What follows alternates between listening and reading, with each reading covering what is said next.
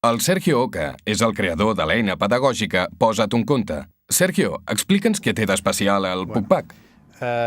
Doncs Posa't un conte és un projecte que surt des de l'experiència personal com a pares. L'Helena i jo, des que vam tenir fills, el fet de disfressar-los, fer cançons i jugar amb ells, és una que sempre ens ha agradat molt. I després, a l'hora de triar escola i començar a treballar amb l'educació, vam veure que hi havia coses força interessants que ens replantejaven la mateixa manera d'aprendre, no? I la manera de plantejar-nos què és l'educació. El PUC arribarà a la vostra classe dins d'una caixa precintada. És una eina molt flexible per treballar la intel·ligència emocional. Està adreçada a nens i nenes de 3 a 6 anys.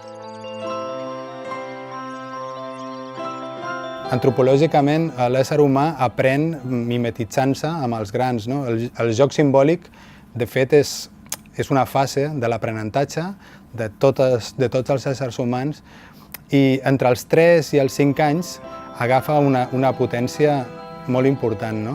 Per això mateix, Posa't un conte treballa aquest joc simbòlic, aquesta capacitat de vestir-se d'un personatge per tal d'arribar a aconseguir coses més enllà de la diversió.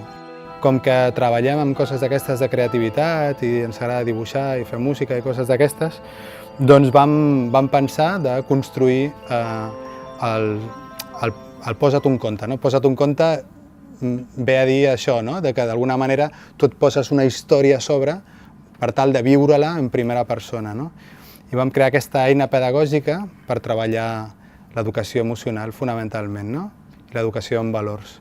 Es diu PUC perquè és Posa't un conte, fa el PUC, i les caixes de Posa't un conte es diuen PUCPACs, perquè són els packs del PUC. És la màgia del bosc. No hi ha una única forma d'endinsar-se al PUC. Li pots treure profit de moltes formes diferents. Però perquè no us perdeu, us hem preparat un mapa de continguts.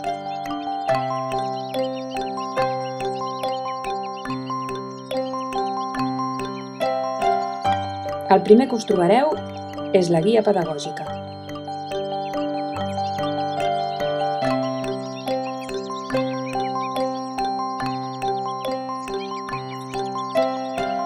A dintre de la guia hi ha el conte, així com un itinerari d'activitats pedagògiques que treballen els valors de l'autoestima i la diversitat de forma globalitzada. La caixa és un calaix que té moltes coses, res aparentment novedós, perquè pots trobar música, pots trobar disfresses, pots trobar un conte, fonamentalment, i una guia pedagògica. Són coses comunes a dins de l'educació infantil. La diferència de Posa't un conte és que tots aquests elements treballen amb un mateix objectiu pedagògic. Cada caixa, cada PUCPAC, cada caixa de Posa't un conte, té un objectiu pedagògic concret i el conte, les disfresses i la música, tot està enfocat a assolir aquest objectiu. Al conte hi ha 5 personatges protagonistes que els nens podran interpretar disfressats. Són unes disfresses resistents i molt fàcils de posar i treure. En aquest conte, les disfresses són reversibles.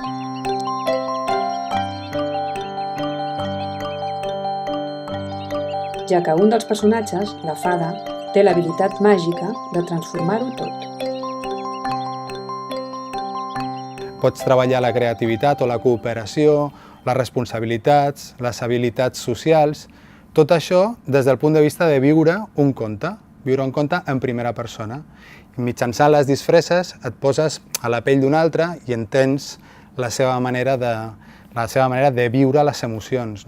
Per tant, ajuda molt a connectar els nens dins d'una experiència molt lúdica. Per poder explicar el conte, disposeu d'unes il·lustracions de gran format. Estan soltes perquè pugueu treballar-les d'una en una, canviar l'ordre i obrir nous camins al conte. Són flexibles, es poden netejar i tenen els cantons arrodonits.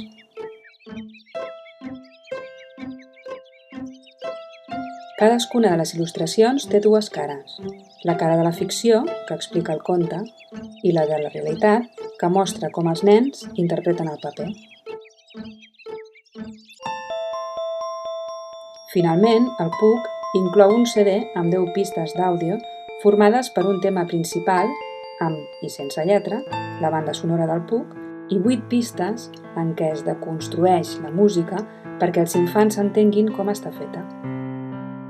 Estem acostumats a treballar valors de coneixements, d'habilitats, però l'estabilitat emocional o la capacitat de gestionar les teves emocions per ser feliç o per ser més eficaç a l'hora de resoldre els teus problemes és molt important. I això, portar-ho a l'educació, a les primeres fases de l'aprenentatge, és molt important per comprendre's a un mateix, comprendre els altres i ser capaç de gestionar aquestes emocions millor, no? Aprendre a posar-se en la pell dels altres i gestionar els propis sentiments.